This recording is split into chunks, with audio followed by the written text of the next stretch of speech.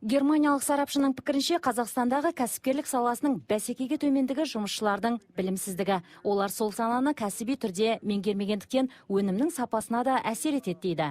For me, it's obviously very difficult to generalize. I have seen primarily... Мұндай кішігірім кәсіпорындар Германияда көп, бірақ Еуропамен салыстыруға келмейді әрине.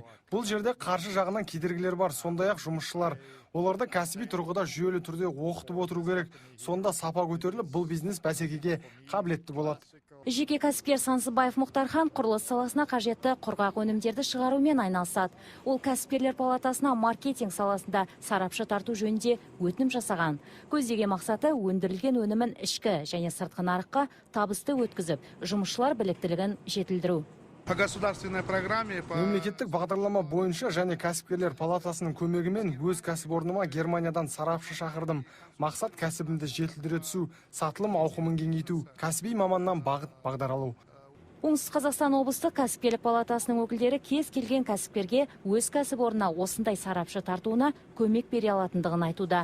Бұл үшін сарапшыға күніне $5 төлеп, жатын орнымен қамтамасыз етсе болғаны. Нәтижесінде шетелдік кәсіби сарапшылар ұлттық және халықаралық нарықта маркетинг, тауар өтінімі және құрылыс материалдар саласында өз тәжірибелерімен бөліседі. Нұрзина Төреханова, Мұрат Адинаев, Сұлтан Бақытжанұлы, ТВК телеарнасы.